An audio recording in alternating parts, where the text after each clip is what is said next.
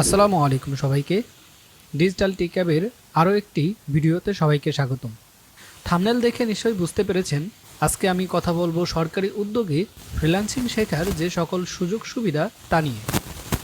আমি এর আগে একটি ভিডিওতে বানিয়েছিলাম এবং সেই ভিডিওতে দেখিয়েছি যে আপনি কিভাবে রেজিস্ট্রেশন করবেন এবং কোন জেলা থেকে কিভাবে আমি বিস্তারিত আগের সেই ভিডিওতে দেখিয়েছি। এরপরও অনেকেই কমেন্ট করে থাকেন এবং ফেসবুক পেজে মেসেজ দিয়ে থাকেন যে তারা আসলে বুঝতে পারছে না। তো আমি এই ভিডিওটি শুধুমাত্র তাদের জন্য বানাচ্ছি যারা সরকারি উদ্যোগে ফ্রিল্যান্সিং শিখতে চাচ্ছেন এবং থাম্বনেল দেখে নিশ্চয়ই বুঝতে পেরেছেন আপনি যদি সঠিকভাবে শিখতে পারেন তাহলে আপনাকে একটি ল্যাপটপ প্রদান করা হবে। সর্বপ্রথম আমরা চলে আসব লার্নিং অ্যান্ড আর্নিং ডেভেলপমেন্ট প্রকল্প LEDP। এরপরে ওই ওয়েবসাইটে আসার পর চলে আসবেন কোর্স অ্যান্ড রেজিস্ট্রেশন। এখানে ডিস্ট্রিক্ট দেবেন। ডিস্ট্রিক্ট যদি আপনার ঢাকা হয়ে থাকে, নারায়ণগঞ্জ হয়ে থাকে বা আপনি যে জেলারই হয়ে থাকে আপনি সেখানকার সিলেক্ট করবেন। আমি এই ফুল রেজিস্ট্রেশনটি আমি ঠিক এই ভিডিওতে দেখিয়ে দিয়েছি। আমি ডেসক্রিপশনে লিঙ্কটা দিয়ে দেবো এবং কমেন্টে পিন কমেন্টে আমি এই রেজিস্ট্রেশন লিঙ্কটিও দিয়ে দেবো। এখান থেকে আপনার ডিস্ট্রিক্ট সিলেক্ট করবেন। এরপরে কোর্স অর্থাৎ আপনি যে কোর্সটি করতে চাচ্ছেন, web design development, graphic design and digital marketing, আপনার যেটি পছন্দ হয় আপনি আপনার নাম দেবেন, আপনার বাবার নাম, আপনার মায়ের নাম এবং আপনার ডেট অফ বার্থ অর্থাৎ আপনার ভোটার আইডি কার্ডে যে ডেট অফ বার্থটি থাকে অবশ্যই সেটি দিবেন। আপনার জেন্ডার তা উল্লেখ করে দেবেন।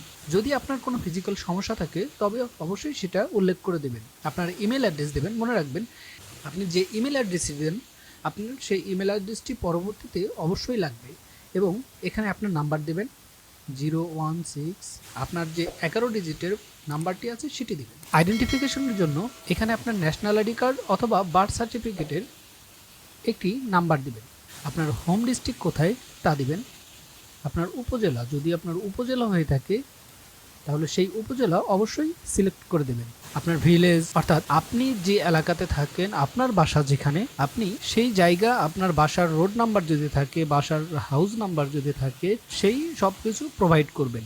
আপনার জেলা, উপজেলা, পোস্ট অফিস যেখানেই অর্থাৎ আপনার জেলার বা উপজেলা আপনি যেখানেই থাকেন সেখানকার পোস্ট অফিসের নাম দিয়ে দিবেন। এডুকেশনাল কোয়ালিফিকেশন আপনি এখানে higher secondary, bachelor, master, PhD যে কোনো একটি সিলেক্ট করবেন। এখানে আপনার ফটোগ্রাফি দেবেন অর্থাৎ আপনার ইমেজ দেবেন একটা, আপনার পাসপোর্ট সাইজ নয়, এটার সাইজ হবে 300x300 এবং 2 MB ম্যাক্সিমাম এবং একটি সিগনেচার অর্থাৎ আপনার হাতে লেখা একটা সিগনেচার ঠিক 300x300 সাইজের করে এখানে আপলোড করবেন এবং সাবমিট ডাটা।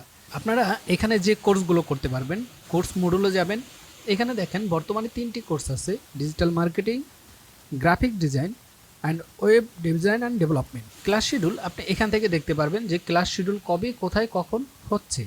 অনেকের একটি প্রশ্ন হয়ে থাকে যে এই রেজিস্ট্রেশন করার পর কবে আপনাকে ডাকবে। এটা আসলে সরকারি প্রজেক্ট, এটার জন্য অবশ্যই আপনাকে সময় দিতে হবে। আপনি যদি রেজিস্ট্রেশন করে রাখেন, পরবর্তীতে রেজিস্ট্রেশন আমি যে আগে যে ভিডিওটি দেখিয়েছি যে কিভাবে আপনি রেজিস্ট্রেশন করবেন এবং আপনাকে OTP সেভ করে রাখতে হবে, আপনার মেল থেকে কিভাবে ফিডব্যাকটা আসলে সেটা সেভ করে রাখবেন, আমি আমার আগের ভিডিওতে দিয়ে দিয়েছি, সেটা অবশ্যই দেখে নেবেন। যেহেতু এটি একটি সরকারি প্রজেক্ট, এটা কবে ক্লাস শুরু হবে বা কখন ক্লাস শুরু হবে এটা অবশ্যই তারা আপনাকে ইমেল অথবা ফোনের SMS এর মাধ্যমে জানিয়ে দেবে। যখন আপনার কোর্স রেজিস্ট্রেশন হয়ে যাবে তখন একটি OTP আসবে এবং আপনি এই ইমেল অ্যাড্রেস অর্থাৎ এখানে যদি আপনি রেজিস্ট্রেশন করে রাখেন, পরবর্তীতে আপনি দেখতে পারবেন যে আপনার কোনো ক্লাস শুরু হচ্ছে কিনা।